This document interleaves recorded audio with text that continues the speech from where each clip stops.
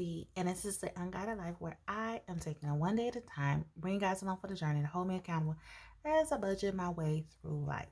It is time to close out my August budget. Now, I did close out my July budget, but I did close out my July budget on camera too, but I never posted it. I'm not sure why, but we're going to talk about August and get it done. This sheet here, right here, this sheet right here, right here. This sheet right here is the monthly budget master plan. I was able to get this in December when Tasha with TashaLovesLife.com or Mind Your Money here on YouTube, she released like a gift a day from her website, like some sources. And this is one that I was drawn to because I often do reflect on my monthly budget when I close it out. So, and this is just put everything to perspective. So I grade myself. I talk about things I could have done better, and I speak life into my finances. So this is my monthly review sheet. These were all the income sources as well as the expenses that should have come from the income sources. We're going to follow that up later. Something new that I'm doing is I am looking over my August monthly budget overview, and I'm just checking out to see the percentages of each category to see where I need some work. So looking at this, I send most of my income when I budget to housing at 22.48%. And I'm not sure, I think there's like a standard of living like 25% of your income, housing income. I don't know what that all include. I probably need to look that up to see if I need to add some other categories to that to determine if I'm in that range. But as far as this number goes, I'm under if it's 25% of housing. The next thing we have, well, the highest is the sinking funds. Of course, that includes the check-in buffer. And so I know based on what has been going on with my check-in buffer that I set up, that there's some work to be done because by the end of the month, there's really no check-in buffer. So I need to look into what I need to do better. See, I've already done it. I've already found out what could I have done better. And here, this area, and this is why I like this format, so I'm able to see exactly what's going on percentage wise, because numbers look okay because it's within budget and it has a place, but the percentages here in black tells me exactly which category is like the weight of each category in my actual budget, and so on and so forth. Savings is coming in at 6.08 plan. Let's see, it's not the least, but we would definitely want to work on getting our savings a little bit more than what we have it. And so we'll have to see where in our budget we need to make those adjustments. Now, this is my August credit card transaction sheets. And as you can see, it is 2 sheets full. I'm not going to go through each transaction. As you can see, there's a lot of yellow, which means was a lot of unbudgeted spending. So that's another area that I could have done better with, and that's with using my credit card more wisely. Whereas at the end of the billing cycle, as you can see, the balance was $353.14, which you should have seen when I did my September budget because that's what the balance was left over for the spending. But you can tell that I clearly have done, a lot more. And the amount that I actually spent unbudgeted, I was able to make payments throughout the month of August, but I still had some lingering over. Another thing I'm going to do within this budget is I'm going to talk about my emergency fund and my debt, because I don't have to do any of the coloring of the sheets that I do, and I'll get to why. The first thing is my emergency fund worksheet. This is a worksheet I created for myself as well. This says this is my 4 walls. This is going to cover my 4 walls in the event that I lose the income. It's $2,498.46 a month, or $2,500. So this is my emergency fund progress sheet. So this is where I find out where I'm at. So as we stated, the 1 month goal is 2,500. The 2 month goal, the 3 month goal, excuse me, is 7,500. And I want to get 7,500 in this account by December 31st of this year. And then the 6 month is $15,000. So the current progress of this. So right now it's 5, 2, 6, 9. So it definitely has grown since the last time I, checked in. Last month it was at $4,912, and that was actually down from the month before, which is the highest balance at $5,262, because I did being out of the emergency fund. So right now I have my emergency fund back up to where I was, the 5,262, and I'm over it. So now that I know I'm in the upward trend to be able to meet my 3 month goal, because I've met my 1 month goal. So I don't need anything of that. I haven't met my 3 month goal, and I haven't met my 6 months goal. So what do I need to be able to fund 3 months and 6 months? So I simply just take the 7,500 and I minus the 5,269 and $2,231, and then I do the same thing for the 6 months. 5,269, $9,731. All right, so that is the emergency fund progress sheet. The next is my monthly debt update. So right now the two debts I have is car loans and student loans.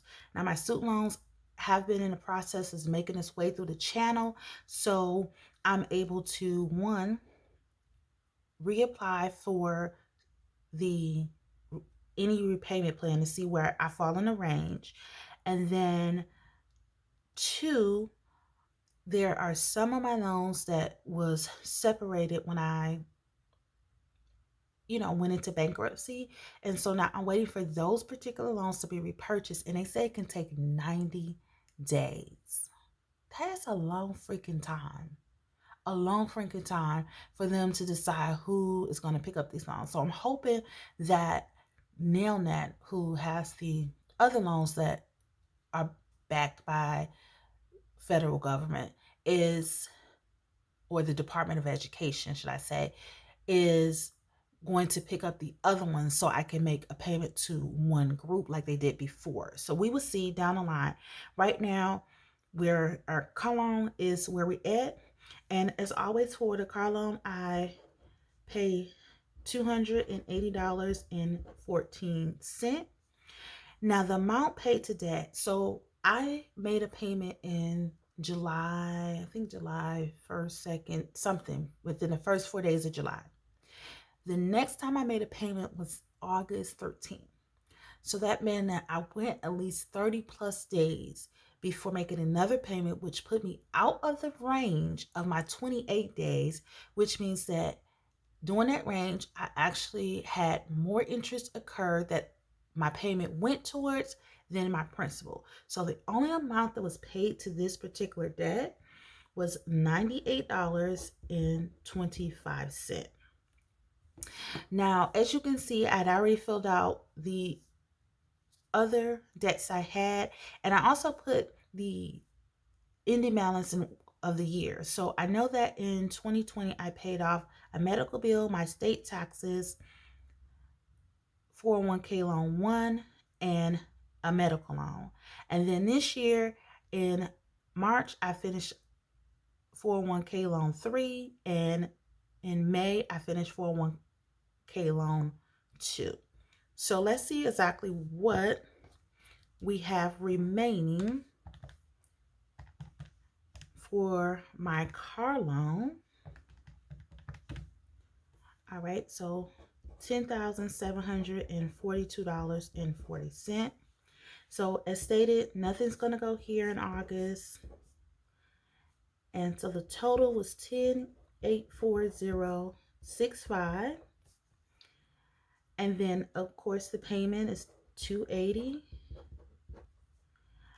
The percentage, and what I'm going to do is actually put how much I paid to that interest there.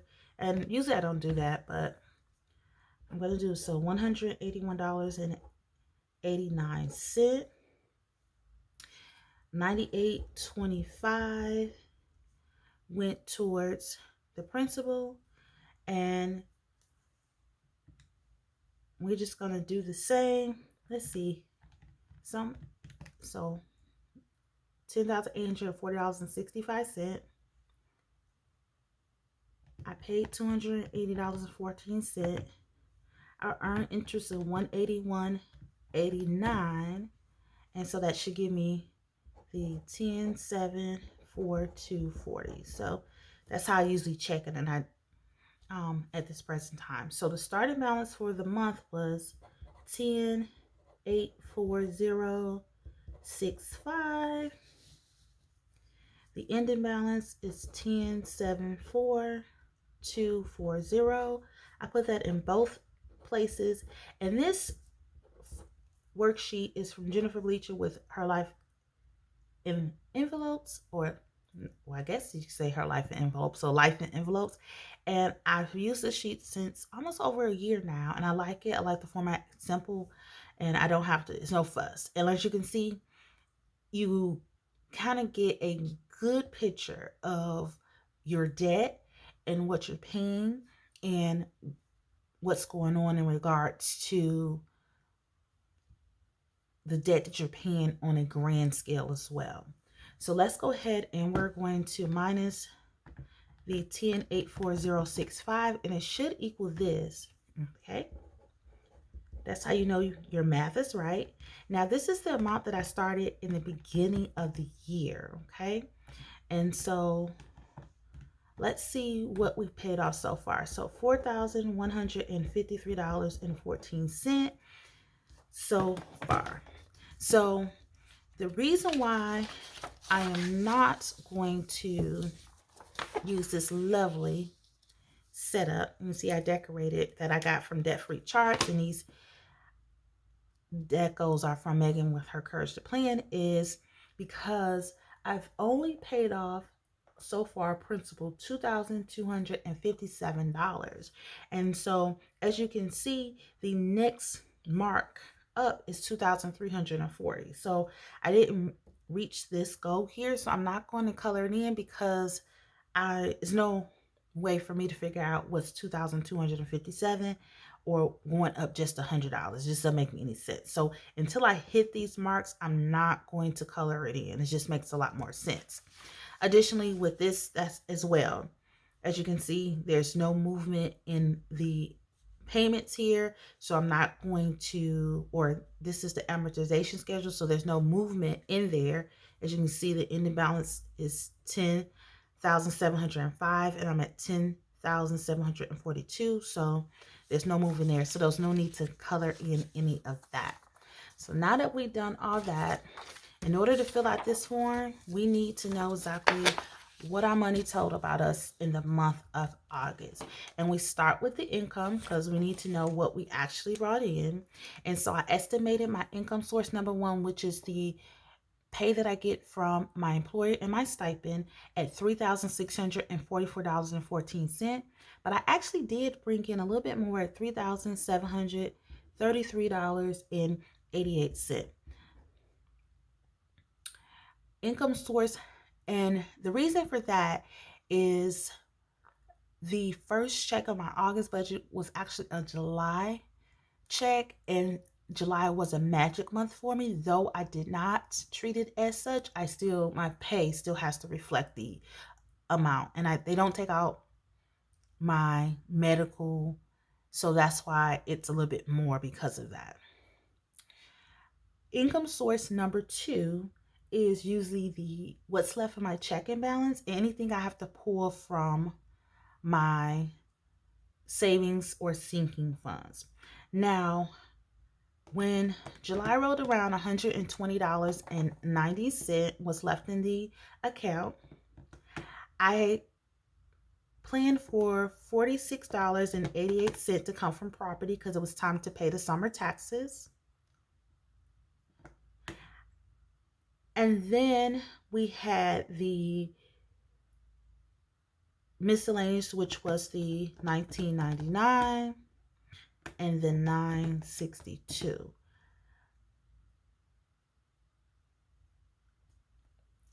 But I am just feeling like something else was there because I don't know. I had this $85.55. So I know $46.88 was that. But this number looks so familiar. But I can't put my hand on where this $38.67 was coming from because I don't have a fund for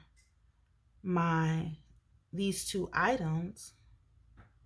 But I couldn't I couldn't figure out where this money was coming from, but it looked so familiar. I kept saying, I said, why does that number look so familiar? The only thing, like I said, I can think of was I minus the $19.99, and then it left that, and then I minus this. And I just couldn't figure it out. So all in all, I said for this category, $197.39 was the income source. Okay, editing D here. So what was happening is I had initially $206.45 for income source number 2. Of that was the checking buffer in the property sinking fund, but I could not find out where $38.67 was coming from. What is actually coming from was my credit card checking account. And if I had just paused the video and looked through my notes, I would have identified that that's where it was coming from. This whole time I was trying to make it come from the Stars charge and a Google charge, knowing darn well I didn't have a fund for it. So I don't know why I was trying to attach those two items to that. But nonetheless, here we are. Where did that money come from? Have no clue, y'all. We have no clue. So I'm just going to leave it at $197.39. $100 came from income, bonus income is my side income. So let's add that all together. Because, you know, it's always, when I do my reviews, it's always something. It's literally always something. If it's not the income, it's the expenses I get off or so. Like, and I'm keeping record of this stuff, but, you know, I sleep every day. And I can't be remembering half of this stuff. So $4,031.27 is what actually I accounted for my income for my August budget, which was more than what I expected, which was the $3,950.59. Now, when it comes to the fixed expenses, I only fill in what was different. And what was different is the storage. The storage actually was $7.48 and not the 46 cents. So I'm assuming there was changes to I would say, these taxes and surcharges, and that's why it went up a little, which, you know, it happens. And I probably did get a notification, but I probably did not pay attention to that. So what that meant is that this went up 2 cents, so this had to go up 2 cents. So 15, 30, 49. The next is my variable expenses, and so there was a lot of movement in the variable expenses. And I think it's because when I did my budget was before a lot of these bills, I got notification of what the actual amount was, and I was just guessing from the month before. So credit card number 1 was the same. The water was the same, cable was the same. Now the phone bill actually was $169.83 because the taxes and surcharges. Now I did get notification that the taxes and surcharges were decreasing for my state and for the federal. So I knew that was coming, but I just didn't know the number. Now insurance is, when it was time to budget, $156.59 was due. But we learned that there was also going to be some changes because the distant student discount needed to be applied. So they applied it a couple days before the bill was due. So the actual amount was $135.04. And I was so happy because I thought like, oh, that was gonna make like the next 6 month premium go down. And y'all already know the deal. It went straight up. So for credit card number 2, I knew that there was an item on this credit card that the 0% interest was going to be expiring, and I had budget 83, but I knew that the last month it was going to be a little bit less, and it was. I actually only paid $82.86, so it was just slightly different. For unbudgeted, we don't budget in the beginning, so we have to figure out what happened at the end. So $339.12. For property tax, I actually, for some reason, had the amounts off. It was $46.68 and not 88 cents. And everything else was the same. So what I usually do is I take the $649. You know what? I usually do it backwards, but I'm just going to do it this way, like just adding it until I make the changes. So 169. Oops.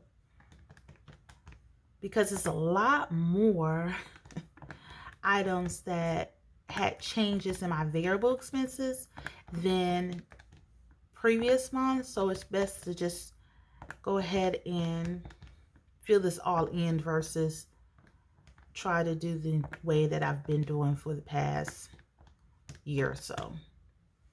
And yeah, I fat finger something, so I probably need to do the way that I've been doing the past few months or past year, I should say, because I still can't get it right.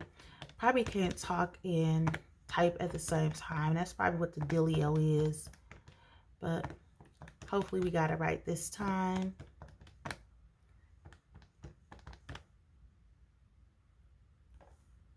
All right.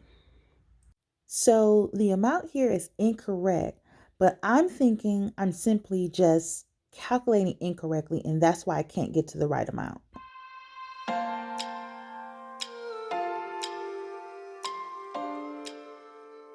Okay. It said 967. We're going to go with that. We'll find out when we get down here. Okay, so let's talk about the envelope system. And so for Fun Money, I actually sent $50. For gas, $120. Groceries was actually $270. Household, I only spent $20. Personal, I actually sent $200 to personal. And restaurants, nothing. So let's add that up.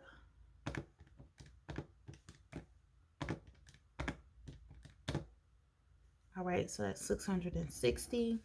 Now we're into the savings and sinking fund. So I did save $200 for my car maintenance, and I did spend. So I put a check to make sure that I check the account and as well as my tracking sheet to make sure that it all adds up. For gifts was $125, and I did spend that. Nothing to health, but of course I did spend out of there. Miscellaneous we did for Papa was $50. I did spend out of that category. This was actually $44.43, and I did spend out of the property taxes. This is side income. We don't worry about that right now. For travel, I actually only sit to travel to $200, and then $150 I just paid. I didn't even move it to my travel account because I used to right away. And I did spend, so let's check that out. Nothing was to bill carryover. I actually see $250.20, and that 20 cent comes from property tax. It has to go back in, so I saved that. I took it out and I had to put it back in, so I have to reflect that. And then the checking buffer, when the dust settled, $4.15. So let's add that together.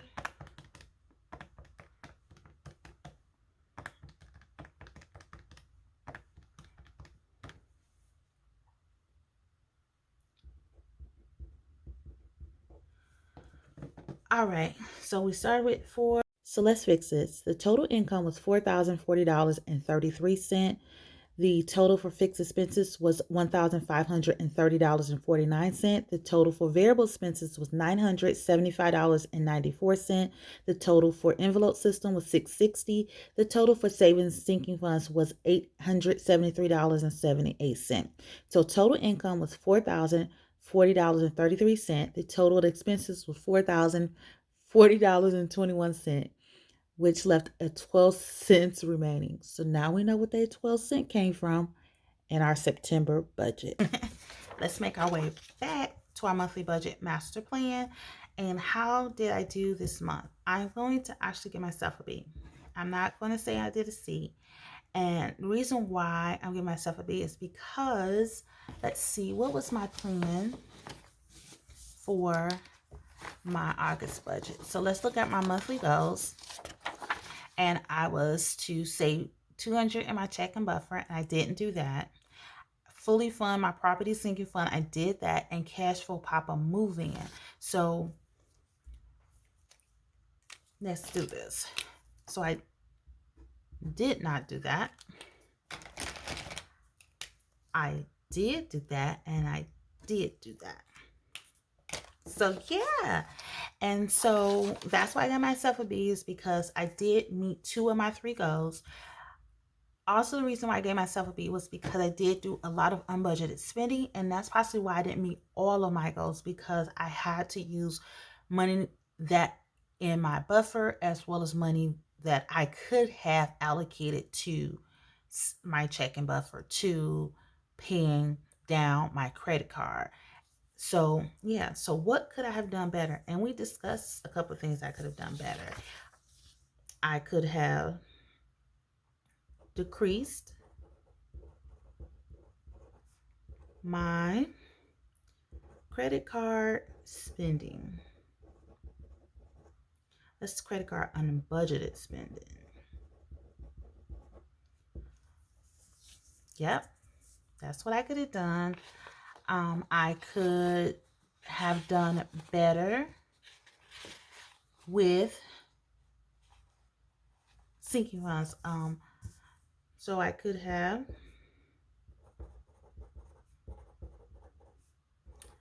done better with my sinking funds. So it's a couple of things that I've been pondering on lately, and mostly it's about, I haven't really had a itch to, quote unquote, to go out into my side gigs, which I thoroughly enjoyed and really have helped me with paying off like most of my debt, that I just haven't had it. I don't know if it's because like I'm left with just the car and the student loan, and I just don't have, it's no motivation behind that, versus, before. I'm not really 100% sure, but I have been thinking that I need to just get out there and work on increasing my income and trying to like actually earn smarter, and as well as earn, like, have fun while earning. So I was pondering with actually sitting still and going over my resume and looking at the options within my current company in other companies.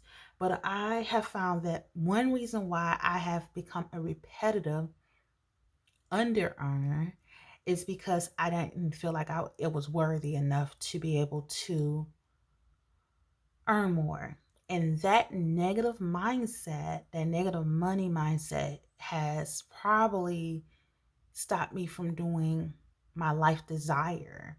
And so I'm going to speak life into that, because I am worthy of making more money. I'm not limited to where I'm currently at. So here we are. This is my monthly budget master plan for August. This will help me with going forward in my September budget, being mindful of what I did in August and not repeating those same negative habits. in creating positive habits as well as speaking life into my finances. It's time to close out. So let's go ahead and end this by saying I thank you. Everyone hit that thumbs up. Share this with your family, your friends, and your coworkers. And peace out.